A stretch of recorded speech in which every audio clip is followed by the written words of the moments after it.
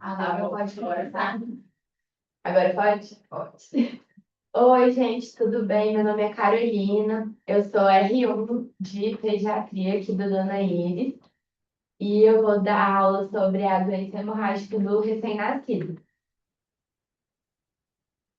Acho que tem que travar. Vai ter que travar? Travar. Não falo. Agora foi. A doença hemorrágica do recém-nascido, ela também é conhecida como sangramento por deficiência de vitamina K.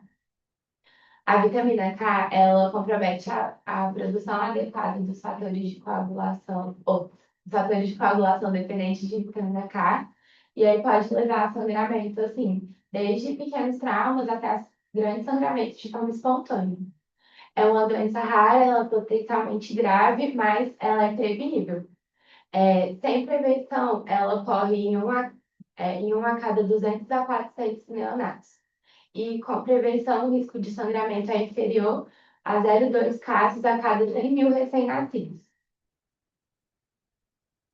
Tem três tipos de vitamina K: a vitamina K1, que é a filoquinona, que ela é adquirida através da dieta, vegetais verde escuro, kiwi, abacate, alguns óleos vegetais e cereais, e ela é absorvida no intestino delgado. Tem a vitamina K2, que é a menaquinona, que é produzida pelas bactérias intestinais do colo, bactérias anaeróbias, principalmente bacterióides e E. coli. E a Q3, que é a menadiona, que ela é produzida de forma sintética e a gente não usa no recém-nascido. Onde a vitamina K atua? Ela atua na regulação dos fatores 2, 7, 9, 10 e nas proteínas S e C. Então, o fator 7 é da via extrínseca, o 9 é via intrínseca e o 2 e o 10 são da via comum. Então, assim, acaba que ela interfere em toda a cascata de coagulação. Sem a vitamina K, os fatores não conseguem ser ativados.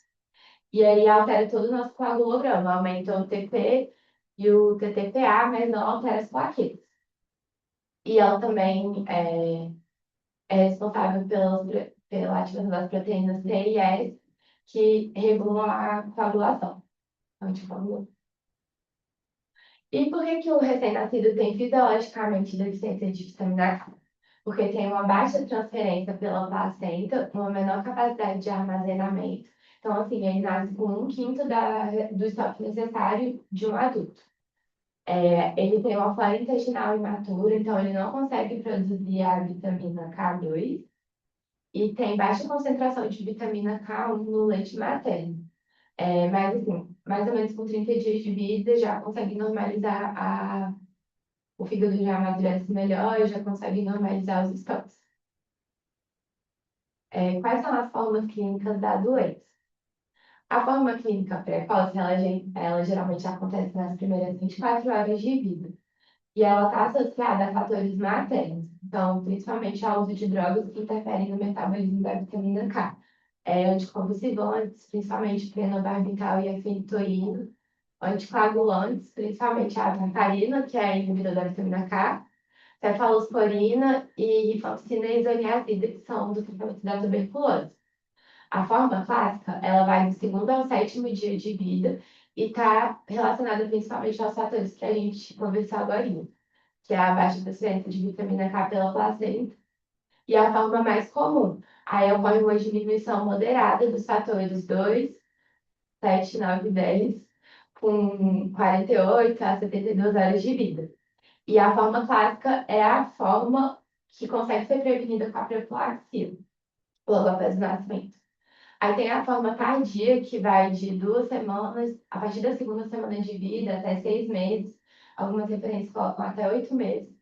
Mas ela está relacionada a causas secundárias. Então, fibrose cística, doença celíaca, diarreia, assim, desabsorção em geral, atresia de vias biliares também. E ela costuma ser mais grave, 50% dos casos tem hemorragia intracraniana, e a gente já vê que é uma das complicações mais preocupantes. A profilaxia é feita com a vitamina K, fitomenadiona, que é a K1, 1 miligrama IM no vaso lateral da coxa, logo após o nascimento.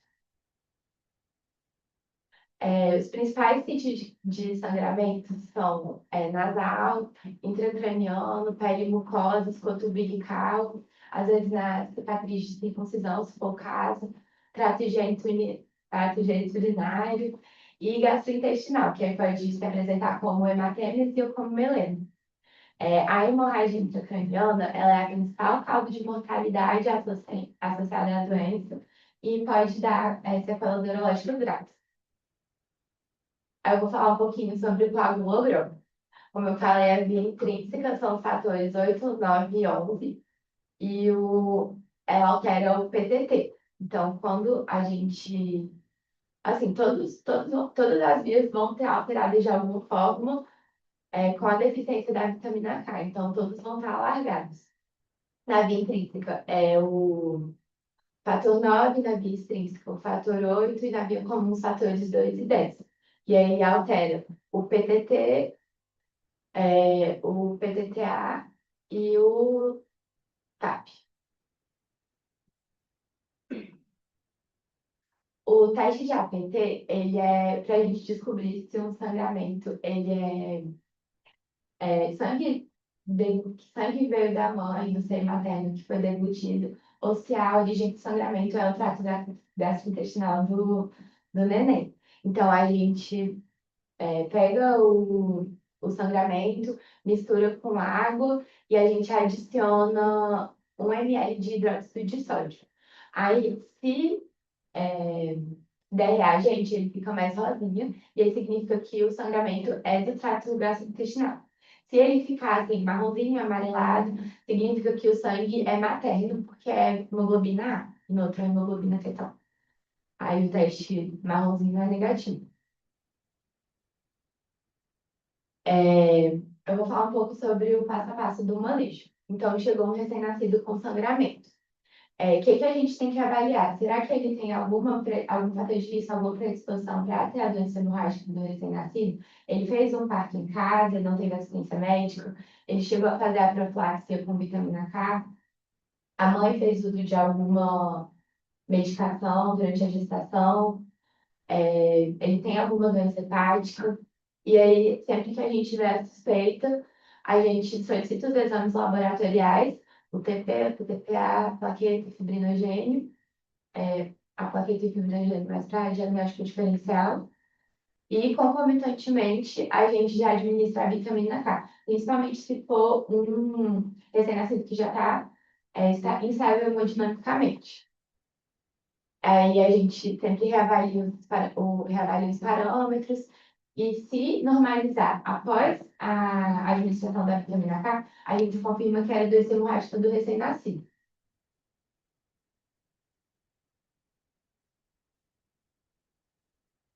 É, tá. Aí se o sangramento for leve ou moderado, a gente mantém a reposição de vitamina K, monitora e acompanha os exames laboratoriais.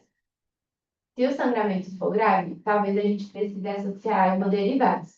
Então, principalmente plasma fresco congelado, mas também pode ser é, crioprecipitado, né? Crioprecipitado.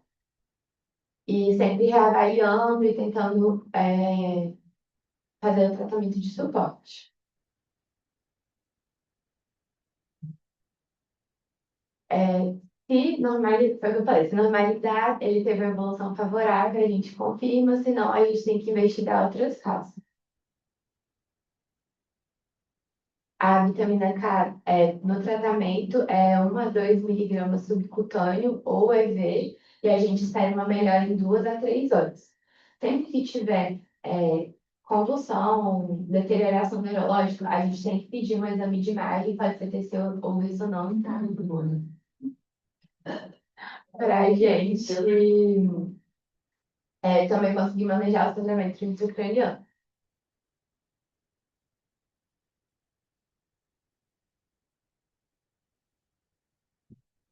E se o recém-nascido, se você pegou um recém-nascido que não recebeu a vitamina K, a gente administra logo ao nascimento.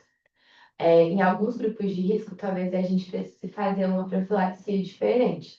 Se ele estiver recebendo nutrição parenteral total ou tiver em uso de antibiótico por mais de 2 semanas, como a vitamina K2 é produzida pelas bactérias do trato gastrointestinal, a gente vai precisar repor a vitamina K 0,5 miligramas IM ou EV por 2 semanas.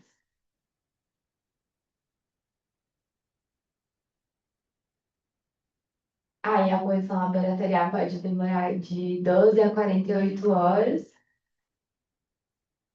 Essas foram as referências que eu usei. Obrigada. Então, o Marcelo lembrou bastante, né, Marcelo? Que no ano passado ele foi responsável por essa aula. Ficou tão boa quanto. É muito comum a vitamina, é muito comum, mas esse hemorrágico do intestinaço ali, mas a panela, vocês que já pegou um caso, eu já peguei vários casos de maltrite, bebês que chegam sangrando de casa, né? Às vezes se esqueceu de dar a medicação no interior, papapá, ou às vezes é uma doença hemorrágica por ser N fatores. O tratamento a gente faz, geralmente são 3 dias de tratamento. O bebê que está internado na UTI, todo prematuro extremo, ele recebe uma vez na semana, quando ele está em uso de MT, porque ele não está absorvendo nada pela dieta, né? É muito comum. Então, assim, e tem uma questão que eu acho que foi do ano passado que eu conversei muito com o Marcelo e com os meninos sobre isso, foi a recusa dos pais hoje em dia quanto à vitamina K. Foi um caso que o pai veio com a bula para mim, falando que ela pode ser feita via oral, e que podia ser, e que podia ser. E aí eu fui pesquisar. A apresentação oral não tem no Brasil. Mas no final da bula, puta que pariu, tem escrito realmente que pode ser feito em alguns casos, mas que não é absorvível tão bem quanto a intramuscular subcutânea. Então, assim, sempre quando levar essa demanda para vocês na sala de parto, leiam toda essa aula para os pais e convençam de fazê-lo vitamina K dentro do hospital intramuscular, tá? Porque a nossa obrigação é defender esses bebês, né? Se ele tem o risco de sangrar em casa e morrer desse sangramento, é um absurdo os pais não quererem, né? Sim. Por causa de uma pequena furada. Então, vocês ainda vão pegar esses pais que recusam. Eu, particularmente, consegui convencer todos os pais com fotos, com casos reais, que no Brasil a gente precisa ainda oferecer. E que, infelizmente, tem lá na bula que pode ser feito em casa, mas que a absorção não é tão boa. Tá? Então, caso vocês tenham curiosidade. Os estudos que você me mandou, eu vi também que não tem a mesma eficácia. Tem a mesma E tem que tomar várias vezes. Assim, você toma, acho que é 3 dias seguidos, Aí você depois toma na toma próxima semana. semana. Então, assim, nada a ver, né? É, Não sei de onde o povo tira essa bebida de não querer fazer. O crédito, tudo ok, né? Mas a vitamina K, não. Então, tem que ser feito mesmo, acontece. Então, uma a cada 200 recém-nascidos pode desenvolver. A gente pega muito na UTI, é muito comum. Então, é uma aula tranquila, né, Carol? Nossa, não achei. Gente, nossa, eu tava tão nervosa, eu passei mal de manhã. Valores, assim, para quem já está no L3, tá? De TAP, TTPA, a gente tem uma tabela.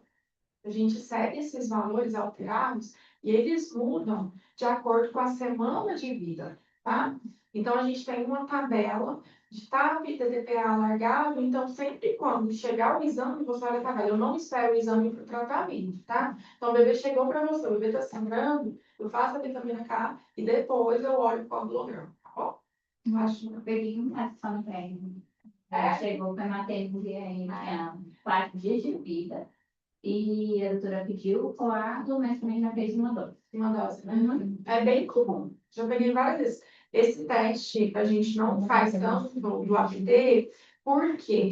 Porque quando uma mãe está com fissura, o peito está lascado, ele está percutindo sangue, é visível, né? Então eu estou vendo que a mãe está sangrando. Então é um teste que a gente não faz muito, por causa disso. Fechou? Show. Quando vai fazer a dose de tratamento, faz direto, né? Ou tem Não, a gente